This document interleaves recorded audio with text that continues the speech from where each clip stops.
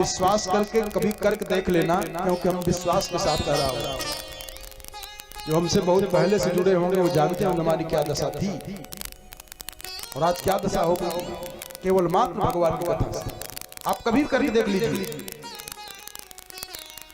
ध्यान देना, दूसरे मंत्र में भागवत जी में वेदव्यास जी बता रहे हैं इसमें है क्या, भागवत जी में है क्या, इसका लाभ क्या मिलेगा आपको।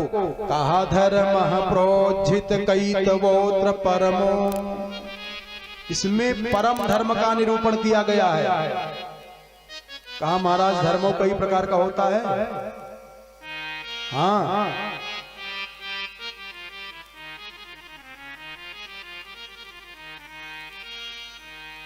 धर्म भी कई प्रकार का होता है। कहा हाँ महाराज, कौन कौन। कहा एक है धर्म, दूसरा है विशिष्ट धर्म, तीसरा है विशिष्टतर धर्म, चौथा है विशिष्टतम धर्म और पांचवा होता है परम धर्म। परम धर्म को जो जान लिया, जो मान लिया, जो समझ लिया, उसके जीवन में विपत्ति कभी आ ही नहीं सकती है, कितना भी कोई प्रयास कर ले। तो परम धर्म क्या है, भागवत जी में बताए कि भागवत जी में परम धर्म का निरूपण किया गया है। और ध्यान देना, कहा कि तापत्रयोन्मूलनम, भागवत भगवान की कथा से अगर प्रेम हो गया तो आपके जीवन का जो त्रिताप है उसका उन्मूलन हो जाएगा।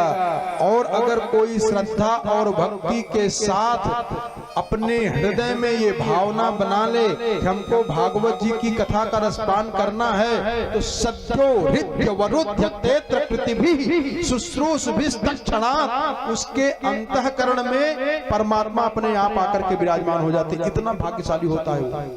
जानते हो भागवत जी का जो प्रधान श्रोता होता है, मुख्य श्रोता, जैसे शुक्ला जी समय बैठे हैं, नियम पूर्वक अगर भागवत जी की कोई कथा करे और शास्त्रीय पद्धति से हो तो ऐसा आया है, संत कहते हैं कि उस यजमान के पैर की धूल कोई सुहागिन स्त्री अपनी मांग में लगाए तो उसके पति की आयु बढ़ जाती है।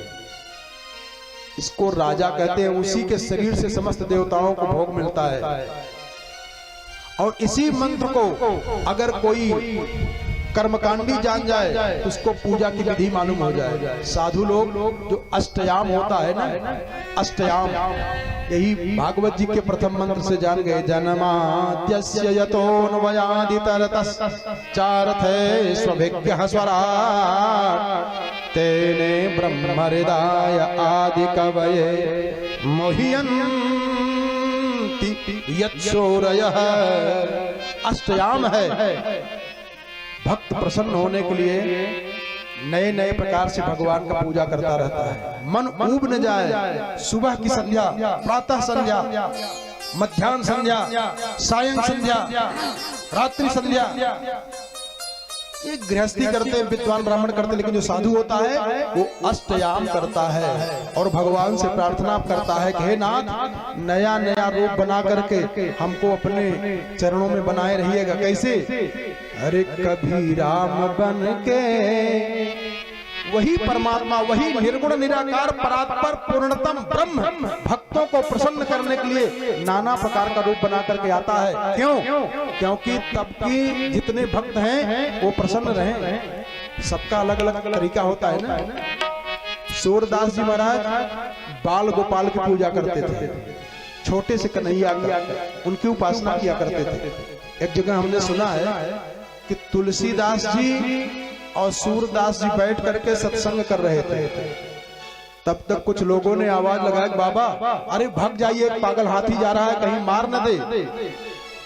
तो तुलसीदास जी महाराज बैठे रहे और सूरदास जी ने कहा, करे हम अपने कन्हैया से इस पागल हाथी से थोड़ी लड़ाएंगे, और अपने वक्षस्थल पर हाथ रख करके सूरदास जी भागे। ध्यान देना, कितना आश्चर्य घटना है। सूरदास जो दोनों आंख के सूर हैं, वो अपने वक्षस्थल पर हाथ रख करके कहा, कन्हैया को इस पागल हाथी से थोड़ी लड़ाना है। वो बाल गोपाल की उपासना करते हैं। और तुलसीदास जी, अरे कहा जिसका बाण रावण को, कुंभकर्ण को एक झटके में मार दिया, हाथी क्या? वो बैठे रह गए। लोग बताते हाथी आया, बाण लगा, गिरा जय सिया राम।